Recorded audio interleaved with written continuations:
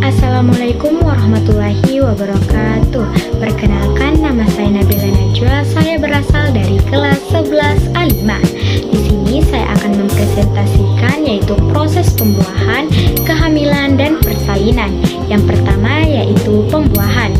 Pembuahan adalah proses bertemunya sel sperma laki-laki dengan sel telur perempuan. Proses ini terjadi di tuba falopi. Saat ovulasi, ovarium, ovum melepaskan hingga menuju di tuba falopi.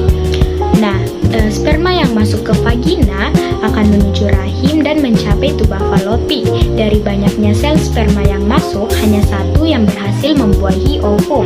Kemudian zigot mengalami pembelahan. Pembelahan ini disebut dengan morula dan menuju ke dinding rahim dan menempel di dinding rahim. Nah, proses ini disebut dengan implantasi yang menandai awali kehamilan. Yang kedua yaitu kehamilan atau gestasi. Kehamilan adalah proses berkembangnya janin di dalam rahim. Pada proses ini ada 3 trimester. Trimester yang pertama yaitu 0 sampai 12 minggu. Pada proses ini embrio sudah terbentuk organ-organ seperti otak, jantung, dan sistem saraf lainnya.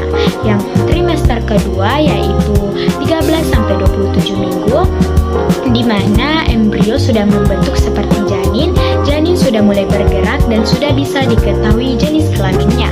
Trimester yang ketiga yaitu 28 sampai 40 minggu, di mana janin berkembang sangat cepat dan biasanya janin tersebut kepalanya sudah dibawa, tandanya sudah bisa dilahirkan dan keluar dari rahim.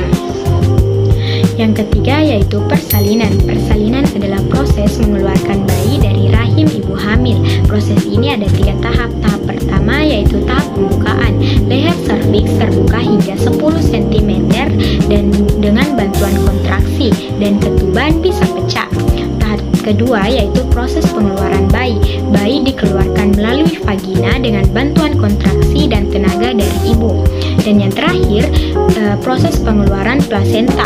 Pada proses ini bayi telah dikeluarkan dari rahim, kemudian plasenta ditarik keluar dari rahim dan berangsur-angsur kemudian kembali ke bentuk semula. Baik, itulah presentasi dari saya